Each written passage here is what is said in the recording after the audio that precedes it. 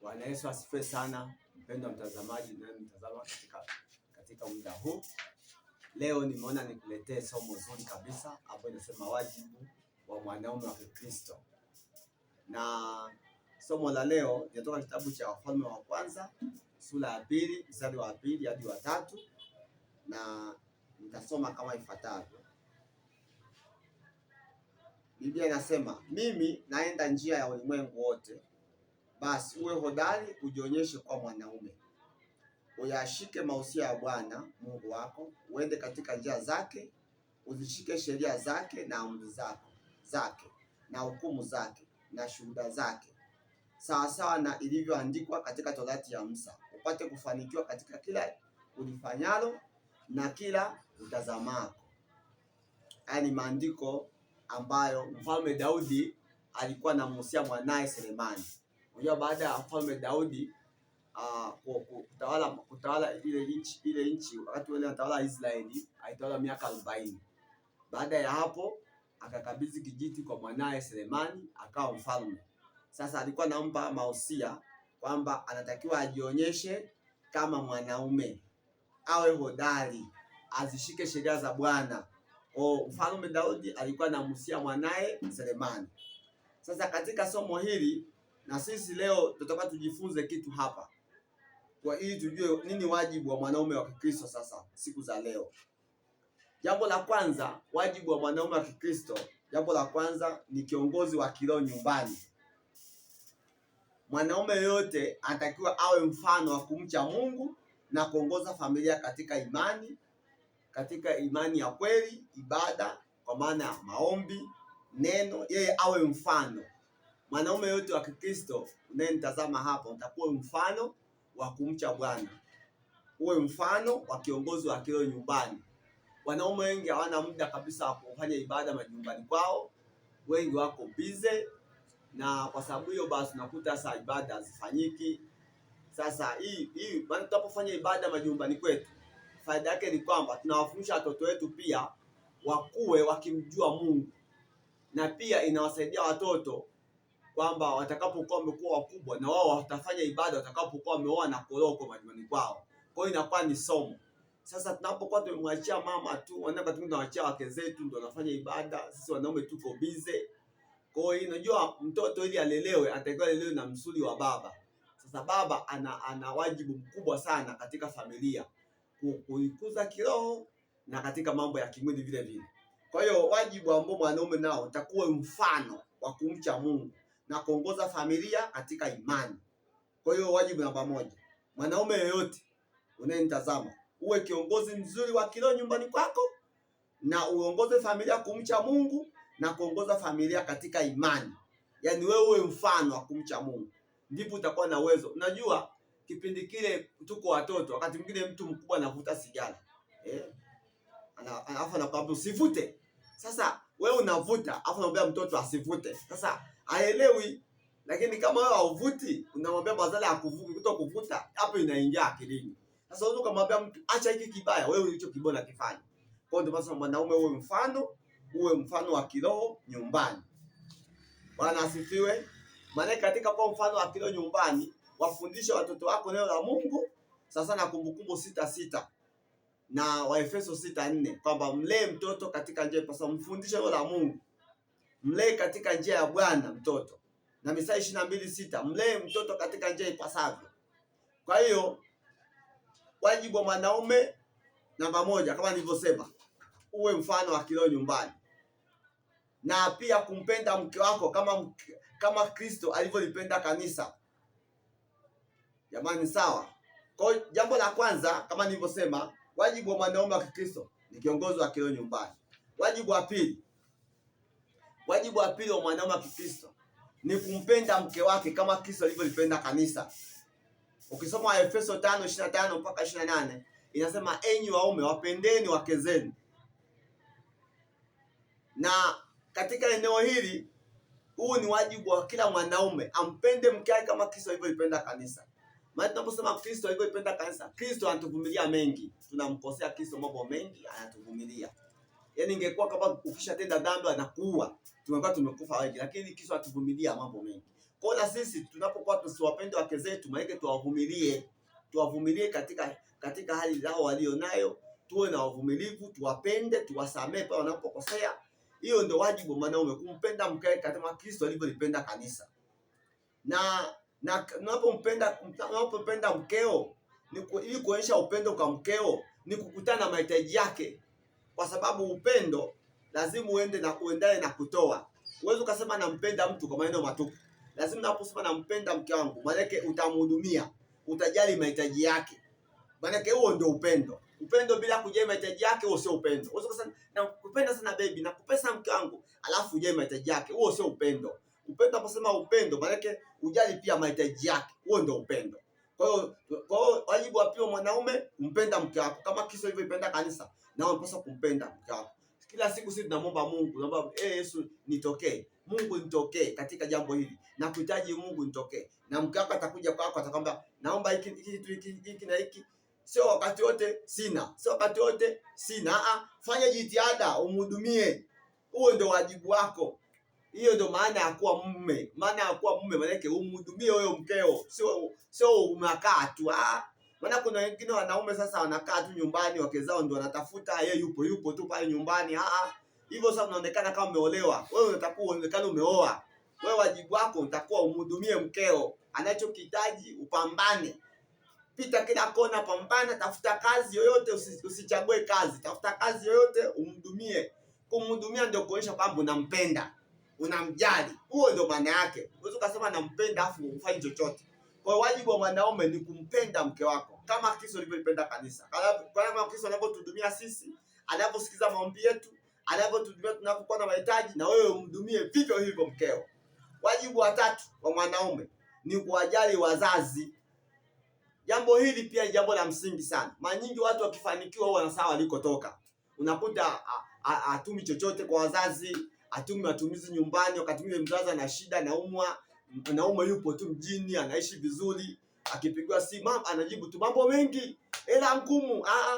Kumbuka wazazi walikuhangaikia, walikusomesha kwa gharama kubwa, walikutolea mahali, wakati mwingine ukaoa.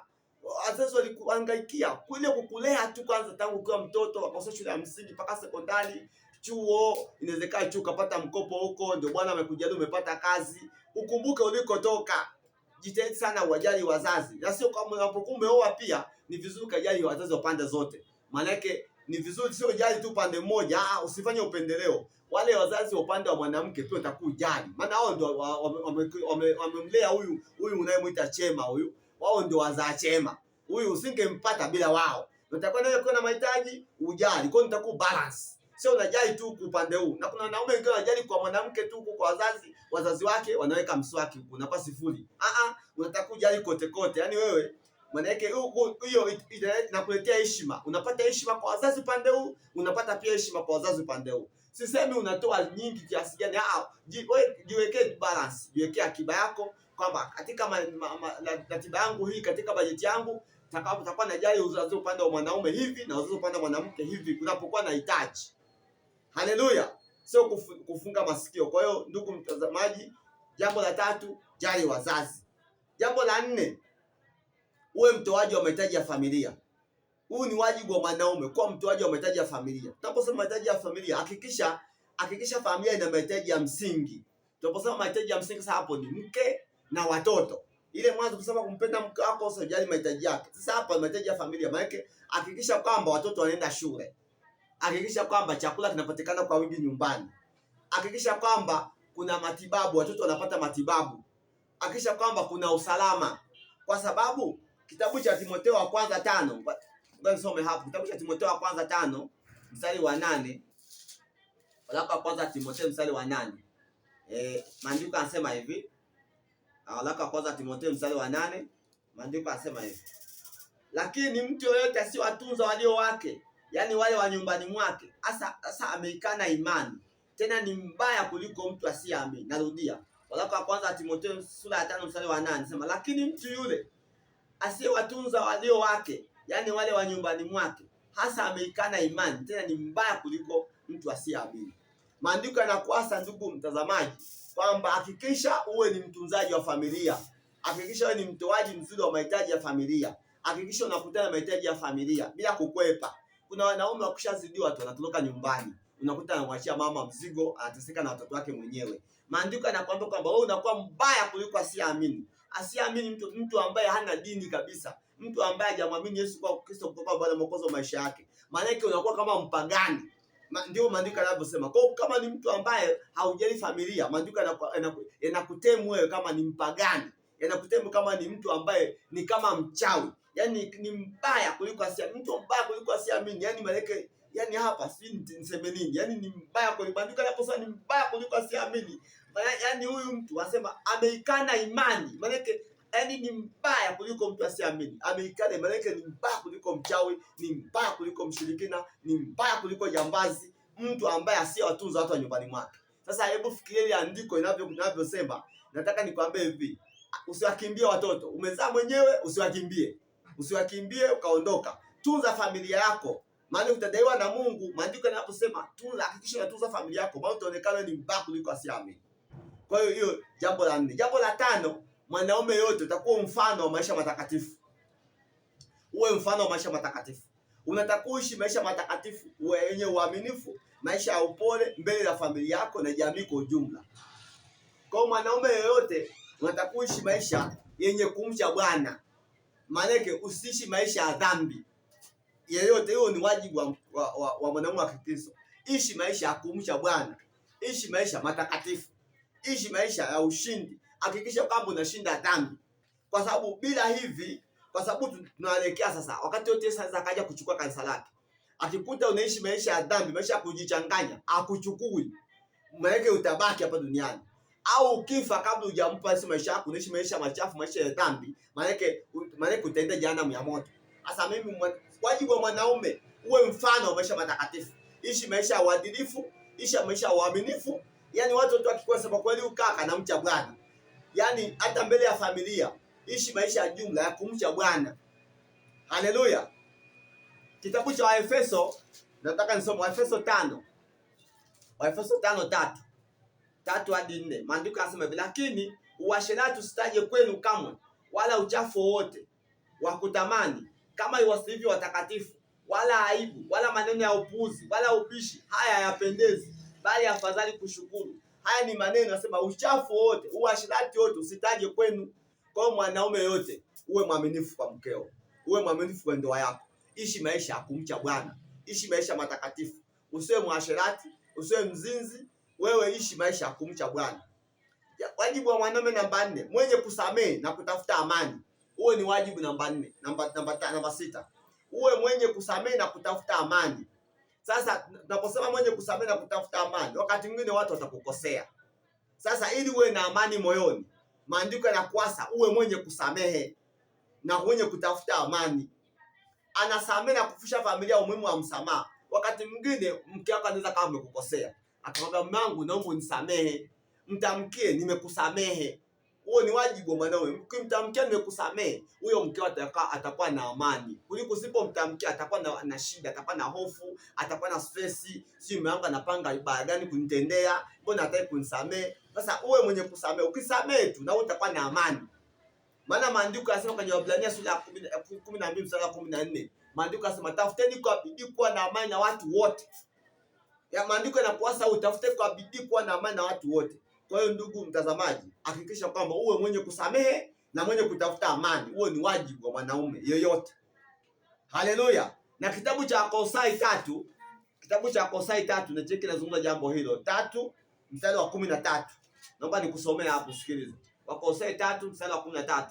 Maandiko yanasema hivi, mkichukuliana na kusameana, mtu akiwa na sababu ya kumlaumu wenzake, kama Bwana alivyowasamehe ninyi, vivyo hivyo na ninyi. Zaidi ya hayo yote, jivikeni upendo, ndio kifungo cha ukamilifu.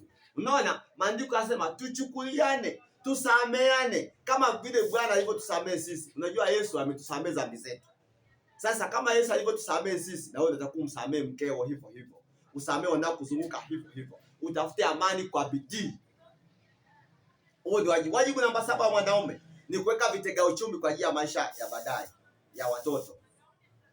Wajibu wa mwanaume ni kuweka vitega uchumi kwa ajili ya maisha ya baadaye ya watoto. Nasoma Mithali 13 mstari wa 22.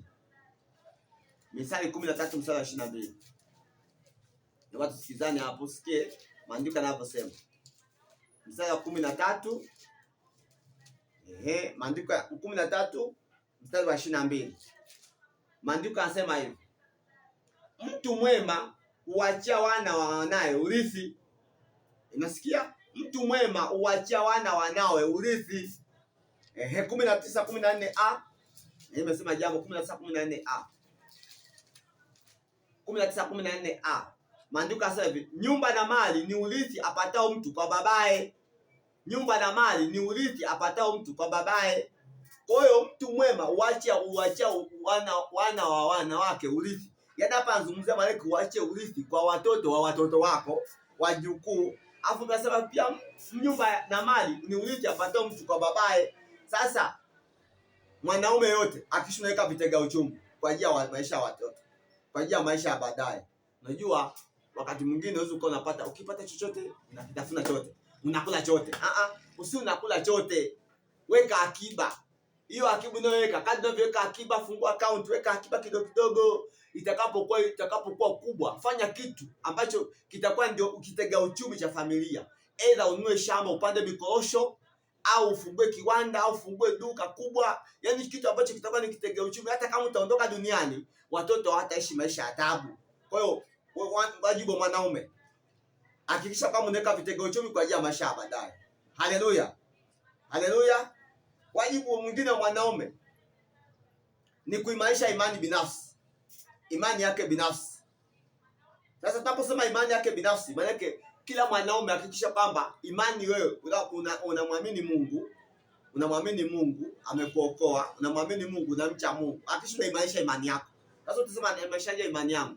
Kwa kusoma neno la Mungu, hakikisha unasoma neno la Mungu kila siku. Hakikisha unaomba. Wakati mwingine funga na kuomba mwanaume. Unajua ili kushinda vishawishi vya dunia hii, funga na kuomba. Usi unakula msosi kuanzia Januari mpaka Februari, mpaka Januari inayofuata. Hakikisha kwamba wakati mwingine weka ratiba ya kufunga kila wiki angalau mara 2 mara 3. Wakati mwingine piga dash msosi wiki nzima au mwezi mzima. Leo mwezi mzima niko kwenye maombi. Chukua likizo, kama kuna likizo ya mwaka, ile likizo ya mwaka ingia kwenye maombi. Umtafute Bwana. Itakusaidia wewe kuepukana na vishawishi, itakusaidia uishi maisha ya kumshinda shetani, na itakusaidia pia uweze kuimarika kiimani. Kwa hiyo tunaposema imarisha imani yako wewe mwanaume, uwe mtu wa kusoma Biblia.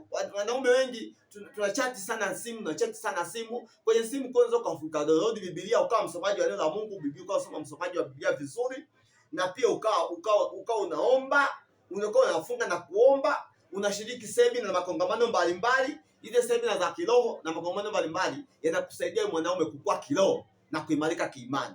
Kwa hiyo ndugu mwanaume mwenzangu, mwanaume wa Kikristo, hakikisha kwamba ili imani yako imarike, hakikisha wewe ni msomaji wa Biblia. Hakikisha kila siku kusoma Biblia. Hakikisha kabla hujaenda kazini, asubuhi amka mapema kabisa kusoma neno, au uwe na Biblia kwenye simu yako. Soma hata kama uko daladala umekaa, soma Biblia, sio kuchati tu masaa yote, ili imani yako imarike. Alafu pia uwe na siku za kumomba Mungu. Wakati mwingine funga na kuomba, muombe Mungu. Alafu uhudhuria ibada. Uwe na muda wa kuhudhuria ibada. Usipige kazi siku zote. Hizi pesa tutazikimbiza, lakini bado tumtafute Mungu. Uwe na siku za kwenda ibadani. Usipige deshi siku zote uko busy na kazi. Hapana. Tafuta siku ya kwenda ibadani pia. Sasa siku za Jumapili usikose. Na pia jambo lingine, shiriki masemina na makongamano. Kuna masemina ya wanaume wote wanatangazwa kwenye maredio, kwenye ma TV, au kanisani kwako wanatangaza kutoka na semina ya wanaume wote. Shiriki semina za kanisani za washirika wote, pia shiriki. Hii makongamano mbalimbali ya washirika wote, shiriki. Haya yatakusaidia kukua kiroho ndugu mwanaume. Na utaimarika kiroho, utakuwa vizuri na shetani hata kuweza. Hautajitumbukiza kwenye masuala ya uzina wa shetani, hautajitumbukiza kwenye madawa ya kulevya, hautajitumbukiza kwenye mambo ya uhaini, mambo ya ulevi, kwa sababu utaimarika kiimani, utakuwa mwenye kumcha Bwana na shetani hata kuweza. Kwa hiyo nimeona leo nizungumze ndugu wanaume, tuhakikishe kwamba tunaimarika kiimani. Tuhakikishe kwamba tunasonga mbele. Kwa hiyo kumbuke wajibu wa mwanaume kama nilivyosema. Hakikisha wewe mwanaume, wewe unayenisikiliza, unayenitazama, wewe mwanaume kama nilivyosema, ni kwamba wajibu wa kwanza uwe mfano wa kumcha Mungu hapo nyumbani kwako. Nikasema wajibu wa pili, wewe mwanaume hakikisha unampenda mke wako kama Kristo alivyolipenda kanisa. Wajibu wa tatu nisema wajali wazazi wa pande zote mbili kama umeoa. Kama hujaoa, jali wazazi wako. Wajibu wa 4 nikasema uwe mtoaji wa mahitaji ya familia. Wajibu wa 5 uwe mfano wa maisha matakatifu. Wajibu wa 6 uwe mwanaume, uwe mwenye kusamehe na kutafuta amani. Wajibu wa 7 wewe mwenye kuweka vitega uchumi kwa ajili ya maisha ya baadaye. Na wajibu wa 8 imarisha imani yako binafsi.